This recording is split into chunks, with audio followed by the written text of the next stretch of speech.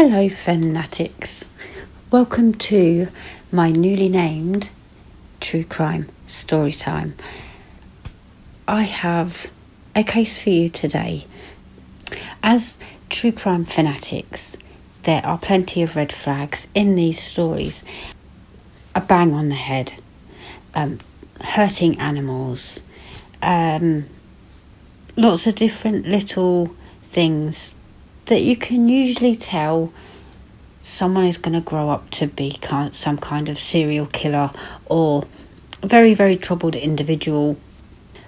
Today I have a case, and reading into her background is very, very troubling indeed. Okay, so this is Mary Bell, and I don't know if you've ever heard of her. She is from Newcastle. Funnily enough, I am a Geordie by birth. I have lost the accent. Why, I'm a champion. I have lost the accent to that, but yeah, I was born in Peterlee in County Durham. So let's talk about poor Mary's childhood. Very, very hard to listen to. There are trigger warnings in my episodes. I have also changed the introduction so that viewer discretion is advised in my true crime. Let's begin. Mary's mother, Elizabeth, known as Betty, was a well-known local prostitute who was often absent from the family home, frequently travelling to Glasgow to work, and simply leave her children in the care of their father if he was present. Mary was her second child, born when Betty herself was 17 years old. The identity of Mary's biological father is unknown. For most of her life, Mary believed her father to be William, known as Billy Bell. He is a violent alcoholic and a habitual criminal with an arrest record for crimes including armed robbery. Perfect role model. However, she was a baby when William married her mother, so it is unknown if he is her actual biological father. Mary was an unwanted and neglected child. According to her aunt, Isa McCricket, within minutes of Mary's birth, her mother had resented hospital staff attempting to place her daughter in her arms, shouting, quote, "Take the thing away from me," end quote. As a baby, a toddler and a young child, Mary frequently suffered injuries in household accidents while alone with her mother, which led her family to believe that either her mother was deliberately negligent or intentionally attempting to harm or even kill her daughter. On one occasion, in about 1960, Betty dropped her daughter from a first-floor window. On another occasion, she plied her daughter with sleeping pills. She is also known to have once sold Mary to a mentally unstable woman who was unable to have children of her own, resulting in her older sister Catherine to travel alone across Newcastle to reclaim Mary from this individual and return her to her mother's home. Despite her negligence and abuse of her child, Betty refused repeated offers from family to take custody of Mary. Betty is a dominatrix by accounts, and she is alleged to have begun allowing and encouraging several of her clients to sexually abuse in a sadomasochistic sessions by the mid-1960s. Both at home and at school, Mary exhibited numerous signs of disturbed and unpredictable behaviour, including sudden mood swings and chronic bedwetting. She is known to have frequently fought with other children, both boys and girls, and to have attempted to strangle or suffocate her classmates or playmates on several occasions. On one occasion, she is known to have attempted to block the windpipe of a young girl with sand. This violent behaviour made many children reluctant to socialise with Mary, who would frequently spend her free time with Norma Joyce Bell. No relation, because they're both got the same surname. Norma is a 13-year-old, and she is the 13-year-old daughter of the next door neighbour. Although the girls shared the same surname, they are not related. According to one classmate, by 1968, she and her peers had become accustomed to the sudden and marked changes in Mary's behaviour. When she began exhibiting distressful mannerisms, including shaking her head and forming a steely gaze, her peers instinctively knew she was to become violent, with the focus of her stare being the individual she would attack. On Saturday, the 11th of May, a 3-year-old boy was discovered wandering, dazed and bleeding, in the vicinity of St Margaret's Road in Scotswood. The child later informed police that he had been playing with Mary and Norma atop a disused air raid shelter, when one of the girls, unsure of which one, had pushed him 7 feet from the roof to the ground, inflicting a severe laceration to his head. The same evening, the parents of 3 small girls contacted the police to complain that both Mary and Norma had attempted to strangle their children as they played in a sandpit. That evening, both girls were interviewed about these incidents. Both girls denied any culpability for the air raid shelter incident, claiming they had simply discovered the boy bleeding heavily from a head wound after he had fallen. Further questioned about the attempted strangulation of 3 young girls, Mary denied any knowledge of the incident. However, Norma admitted Mary had tried to, quote, throttle each of the girls, stating, Mary went to one of the girls and said, quote, "What happens if you choke someone? Do they die?" End quote. Then Mary put both hands around the girl's throat and squeezed. The girl started to go purple.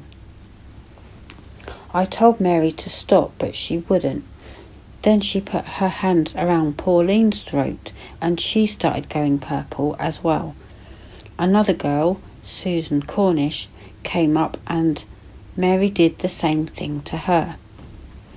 Police notified the local authority of the incidents and of Mary's violent nature, but due to their age, both girls were simply giving a warning.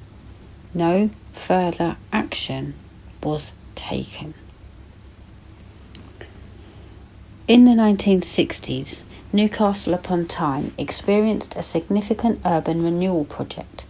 Many inner boroughs of the city saw Victorian-era terraced slums demolished in order that modern houses and flats could be constructed, although several families resided in buildings earmarked for demolition, as they awaited rehousing by the council.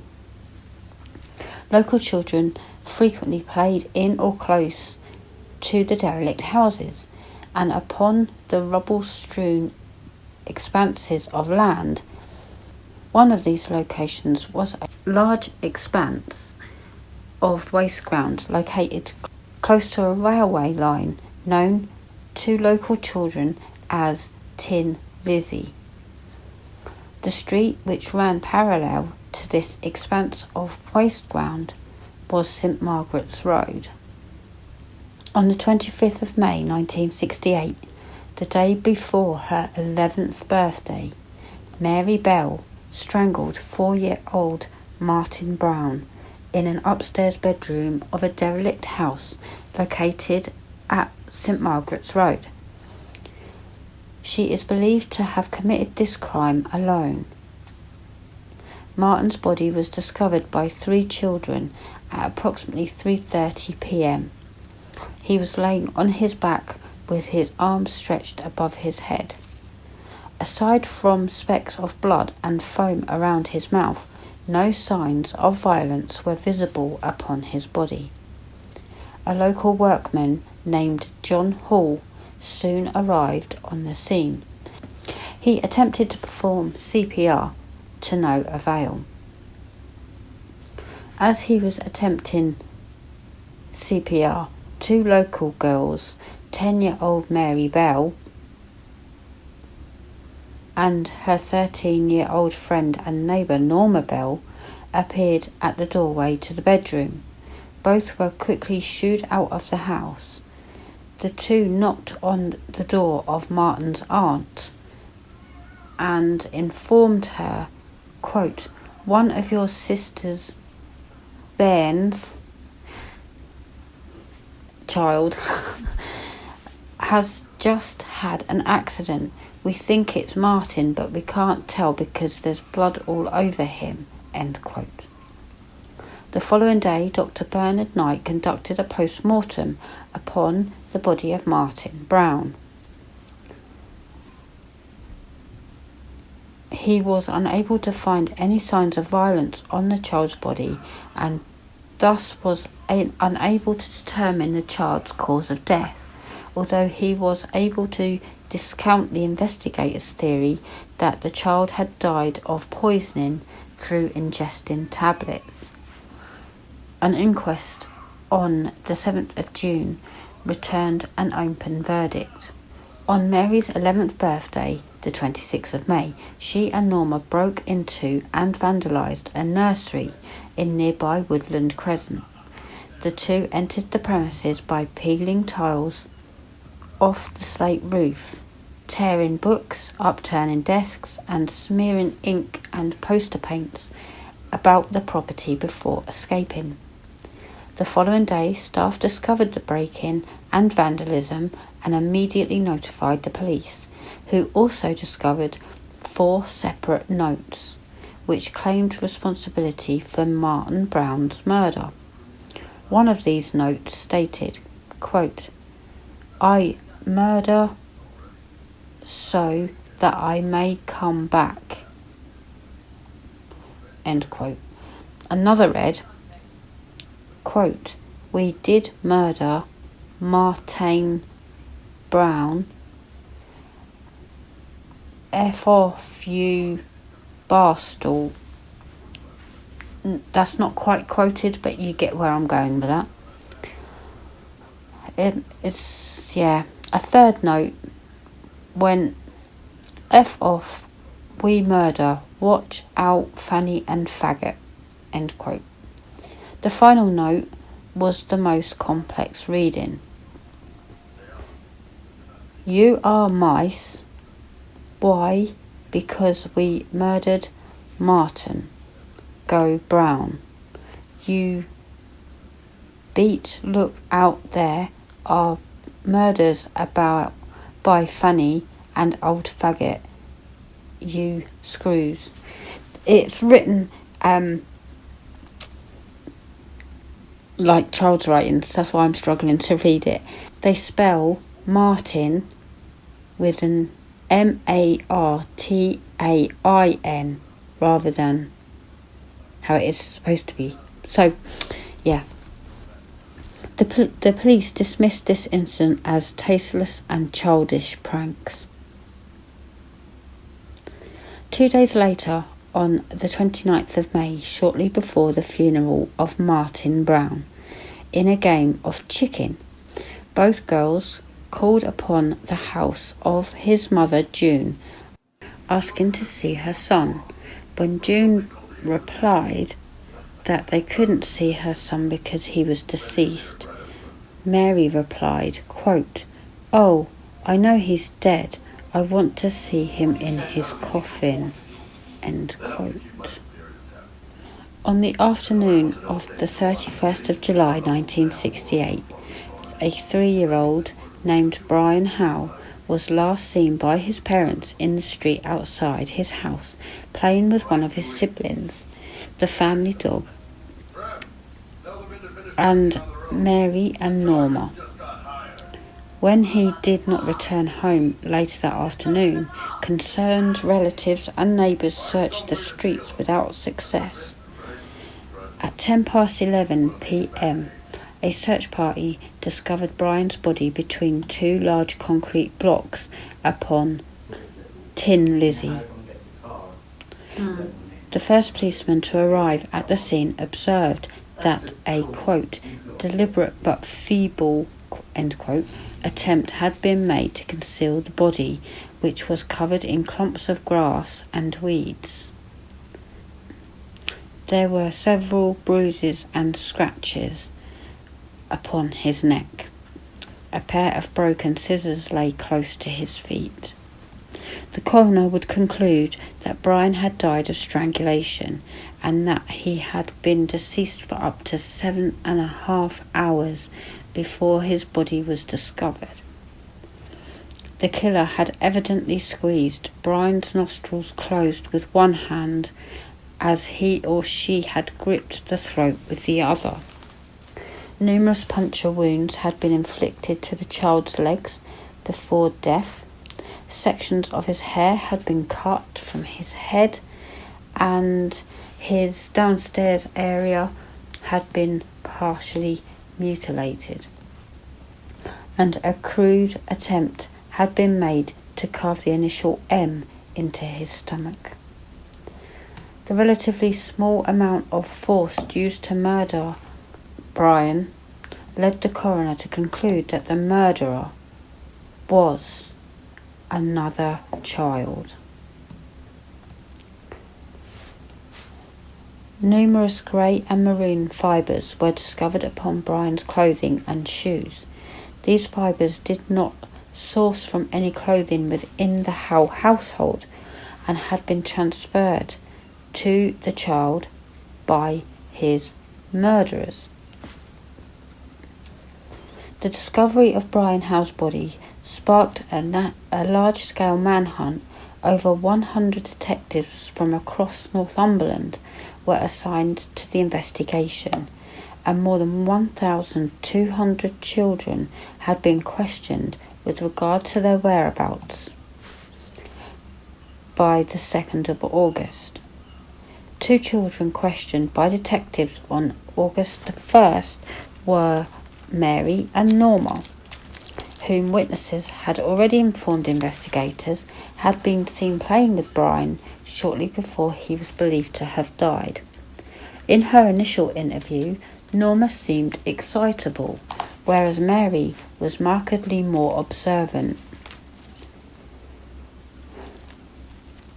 Although both girls were evasive and contradictory in their final statements, they freely admitted to having played with Brian on the date of his death, but denied having seen him after lunchtime. Questioned further the following day, Mary stated she remembered seeing an 8-year-old local boy playing with Brian on the afternoon of the 31st of July, and that she had also seen him hitting the child. Furthermore, she stated that she also remembered that the boy had been covered in grass and weeds, as if he had been rolling in a field, and that he had been in possession of a small pair of scissors. Mary then expounded, I saw him trying to cut a cat's tail off with the scissors, but there was something wrong with them. One leg was broken or bent." End quote. This self-incriminating statement convinced Detective Chief Inspector James Dobson that Mary was the actual killer, as only the police knew about the broken scissors found at the crime scene. In addition, the local boy she named was quickly questioned and was discovered to have been at Newcastle International Airport on the afternoon of July 31st, with numerous witnesses able to corroborate his parents' claims. On the afternoon of the 4th of August, the parents of Norma Bell contacted police, stating their daughter wished to confess to what she knew of the death of Brian Howe. DCI Dobson arrived at their home, formally cautioned Norma, and asked what she knew. Norma then informed Dobson that Mary had taken her to a, quote, spot on the Tin Lizzie, at which point she had been shown Brian's body. Mary had then demonstrated to her how she had strangled the child. According to Norma, Mary had confessed to her that she enjoyed strangling the child before describing how she had inflicted the scowl marks to his stomach with a razor blade, which had been hidden at the crime scene, and, quote, the broken scissors. Norma then led police to the crime scene and revealed the location of where the razor blade was hidden. A drawing Norma made of the wounds inflicted to the boy's abdomen precisely matched those described by the coroner. Mary Bell was visited at her home in the early hours of the 5th of August. On this occasion, she was notably defensive when confronted with the discrepancies in her previous statement. She informed detectives, quote, "You're trying to brainwash me. I will get a solicitor to get me out of this," end quote. Later that same day, Norma was questioned again. On this occasion, she made a false statement in which she admitted being present when Mary had actually strangled Brian. According to Norma, when the trio were alone on the Tin Lizzie, Mary, quote, seemed to go all funny, end quote, pushing the child into the grass and attempting to strangle him before stating to her, quote, "My hands are getting thick, take over," end quote. She had then run away from the scene, leaving Mary alone with Brian. A forensic examination of clothing owned by both girls revealed the grey fibres discovered upon Brian's body were a precise match to a woolen dress owned by Mary. The maroon fibres upon his shoes were a precise match to a skirt owned by Norma. Furthermore, the same grey fibres had also been found upon the body of Martin Brown. Brian Howe was buried in a local cemetery on the 7th of August 1968 in a ceremony attended by over 200 people.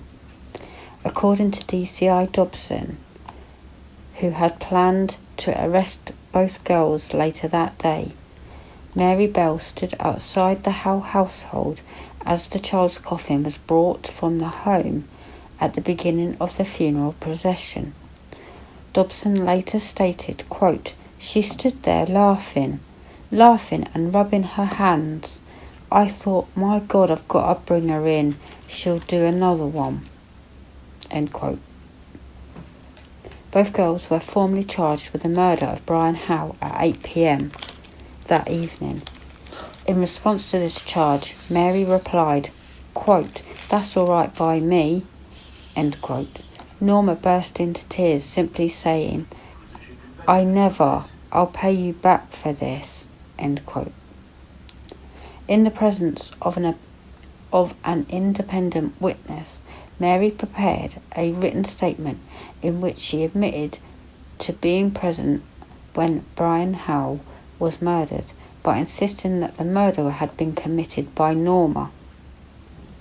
She also admitted she and Norma had broken into Woodland Crescent Nursery the day after the murder of Martin Brown, defacing the property before the two had written 4 handwritten notes. Shortly after their arrest, both girls underwent psychological evaluations. The results of these tests revealed Norma was intellectually delayed and a submissive character who easily displayed emotion, whereas Mary was a bright yet cunning character prone to sudden mood swings. Occasionally, Mary was willing to talk, although she rapidly became sullen, introspective, and defensive in nature. The 4 psychiatrists who examined Mary concluded that, although not suffering from a mental disorder, she suffered from psychopathic personality disorder. In this official report compiled for the Director of Public Prosecutions, Dr. David Westbury concluded, quote, Mary's social techniques are primitive and take the form of an automatic denial, manipulation, complaining, bullying, flight, or violence, end quote. The trial of Mary and Norma for the murders of Martin Brown and Brian Howell began on the 5th of December 1968. Both girls were tried before Mr. Justice Ralph Cusack, and both pleaded not guilty to the charges. Mary was defended by Mr. Harvey Robson, Norma by R.P. Smith. Against protests from both defence counsel, on the first day of the trial, Cusack waived the defendant's right to anonymity on account of their age. As such, the media were allowed to publicise the names, ages, and photographs of both the girls, who sat alongside plain-clothed female police officers in the centre of the court, behind their legal representatives, and within arm's reach of their families throughout the duration of the trial. Rudolph Loynes, QC, opened the case on behalf of the prosecution at 11:30 a.m. In an opening statement lasting 6 hours, he informed the jury they faced an, quote, unhappy and distressing task, end quote, due to the nature of the murders and the ages of the defendants. He then outlined the prosecution's intention to illustrate the similarities between both murders, which indicated both boys had been murdered by the same perpetrator. Loynes outlined the circumstances surrounding both deaths and the evidence indicating the defendant's guilt. Although Loynes conceded in his opening statement that despite the defendant's age difference, Mary was the more dominant of the two, he contended both girls had acted in unison and were equally culpable, killing both children, quote, solely for the pleasure and excitement of murder, end quote. Both girls well knew what they did was wrong and what the results would be. On the 5th day of the trial, Norma testified in her own defence. She denied any culpability in the actual murder of either child, but admitted under cross-examination to having known Mary's penchant for violence and her history of attacking children, and that the two had discussed attacking and killing small children of both genders. Questioned by Loynes as to whether Mary had demonstrated to her how children could be killed, Norma nodded. She then conceded that Mary had begun to attack and strangle Brian. She had failed to alert a group of boys playing in the vicinity, stating that she had failed to do so as, quote, "I did not know what was going to happen in the first place." She had stopped hurting him for a little bit when the boys were near, end quote. Questioned as to her own role in the murder, Norma stated that she had never touched the child. Following the conclusion of Norma's testimony on the 12th of December, Mary testified in her own defence. Her testimony lasted for almost 4 hours, concluding on the 13th of December, and was briefly adjourned on one occasion when she began crying in a policewoman's arms. She denied her co-defendant's accusations, insisting that although she had observed the body of Martin Brown, she herself had never harmed the child, and that she and Norma had later asked the boy's mother to view his body, as the two were, quote, daring each other, and one of us did not want to be a chicken, end quote. Mary also conceded that she had divulged to others her knowledge of Martin's death could, quote, get Norma put straight away, end quote. Questioned with regards to the death of Brian, Mary claimed that Norma had been the individual who strangled the child, as she herself, quote, was just standing there and looking. I couldn't move. It was as if some glue was pulling us down, end quote. Mary had then alleged Norma had encouraged Brian to lie down as he wanted some sweets, telling him, quote, "You've got to lie down for the lady to come with the sweets," end quote, before proceeding to strangle him with her bare hands, as she herself unsuccessfully attempted to prevent the attack.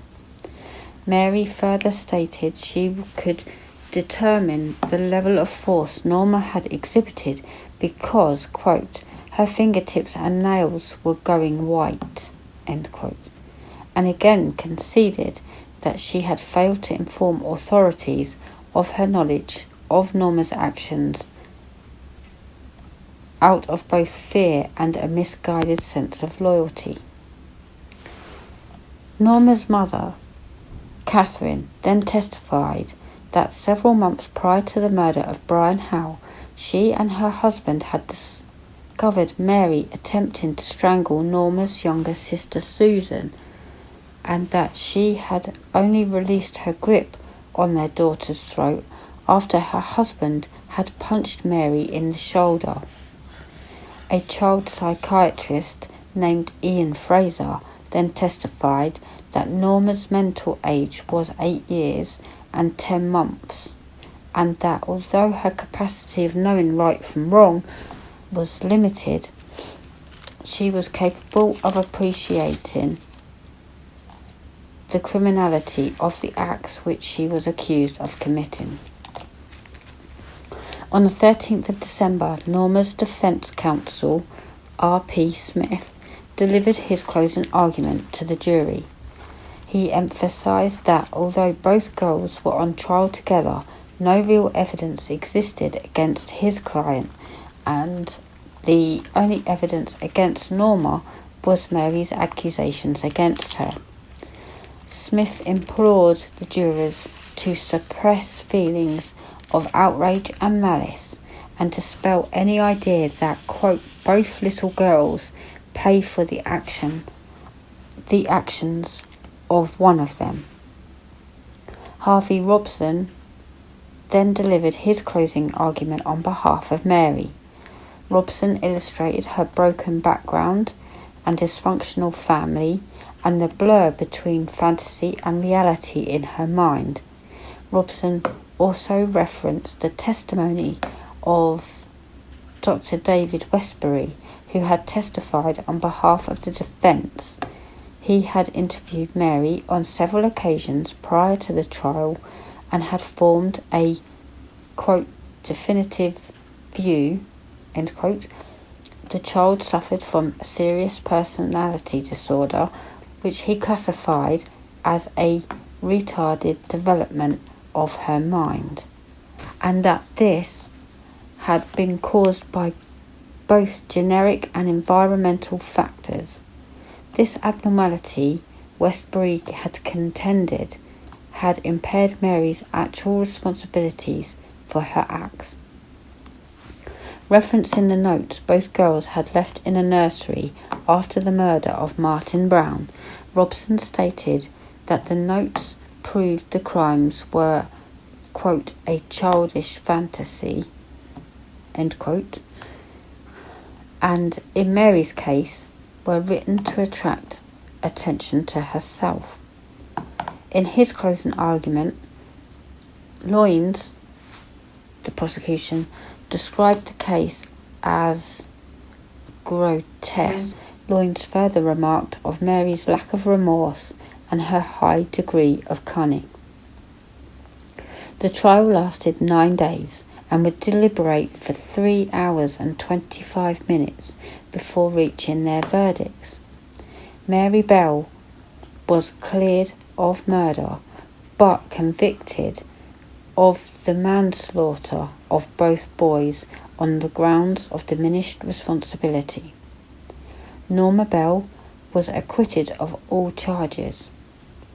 Upon hearing the jury's verdicts, Norma clapped her hands in excitement, whereas Mary burst into tears, as her mother and grandmother also wept. Passing sentence, Judge Cusack described Mary as, quote, dangerous, adding she posed a, quote, very grave risk to other children, and that steps must be taken to protect the public, end quote. She was sentenced to be detained at Her Majesty's pleasure, effectively an indefinite sentence of imprisonment. Mary was initially detained in a Durham remand home before being transferred to a second remand home in South Norwood. She was then transferred to Red Bank Secure Unit, a young offenders institution in Merseyside, in early 1969, where she was the only female among 24 inmates. Mary would later claim that she was sexually abused by a member of staff and several inmates while incarcerated at this facility, claiming the sexual abuse began when she was aged 13.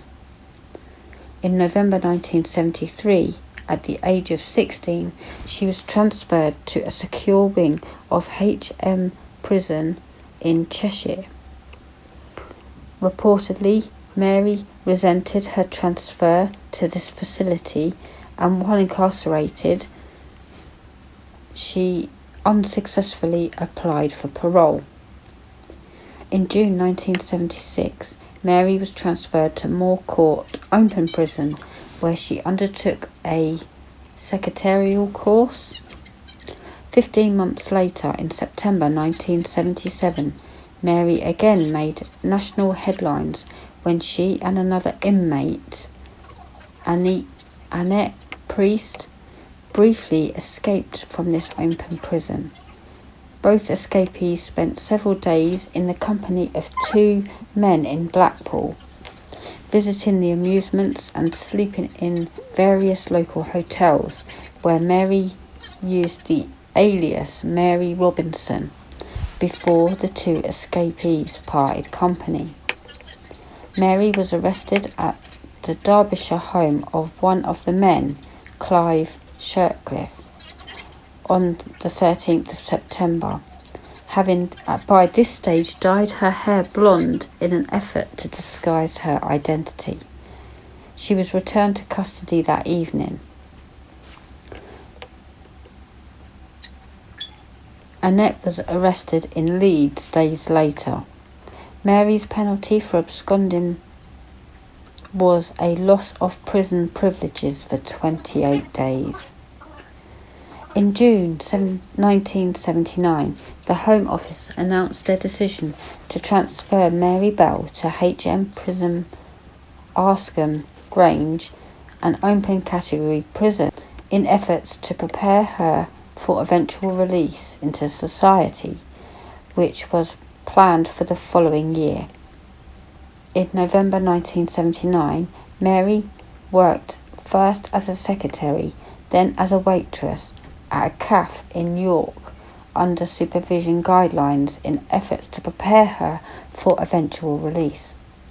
Mary was released from HM Prison Arscombe Grange in 1980 at the age of 23, having served almost 11 and a half years in custody. She was granted anonymity, allowing her to start a new life elsewhere in the country under an assumed identity. Upon her release, a spokeswoman is quoted as saying, "Mary wishes to be given a chance to live a normal life and to be left alone." End quote. 4 years after her release from custody, on the 25th of May 1984, Mary gave birth to a daughter. This would prove to be her only child. Her daughter knew nothing of her mother's past until 1998, when reporters discovered her then current location in a resort town on the Sussex coast, where both had been living for approximately 18 months. This media revelation forced Mary and her 14-year-old daughter to leave their home and be driven to a safe house by undercover officers. Both mother and daughter later relocated to another part of the UK. Mary has allegedly returned to Tyneside on several occasions in the years following her release. She is also alleged to have lived in this location for a time. The right to anonymity granted to Mary's daughter following her birth was originally only extended until she had reached the age of 18. However, on the 21st of May 2003, Mary won a High Court battle to have her own anonymity and that of her daughter extended for life. This order was approved by Dame Elizabeth Butler Sloss and was later updated to include Mary's granddaughter, who was referred to as Z. The order also prohibits the divulging of any aspects of their lives which may identify them. In 1998, Mary collaborated with author Gita Serini to provide an account of her life before and after her crimes for her book Crimes Unheard, The Story of Mary Bell. Within this book, Mary details the abuse she suffered as a child at the hands of her prostitute mother, who Mary describes as a dominatrix, and she alleges several of her mother's clients. Others interviewed are relatives, friends and professionals who knew her before, during and after her imprisonment. Mary's current whereabouts are unknown and remain protected by the 2003 High Court order. According to Gita, the author, Mary does not claim she was wrongfully convicted and freely admits the abuse she suffered as a child does not excuse her crimes. And there you go, guys. I'm glad she's not blaming it I'm glad she's not blaming her abusive background, because some of us have lived abusive backgrounds and haven't become murderers or psychopaths or so I'm glad she's not using that as an excuse. She was very young and very messed up, and by the looks of it seems to have got her life back on track. So my question for you guys is, what role did Norma play in all of this, and was she right to be acquitted of all the charges? That is the question. Mary's background is very, very sad and very, very tragic. I do want to add that I have gone back and played through this video and edited bits and pieces out of it.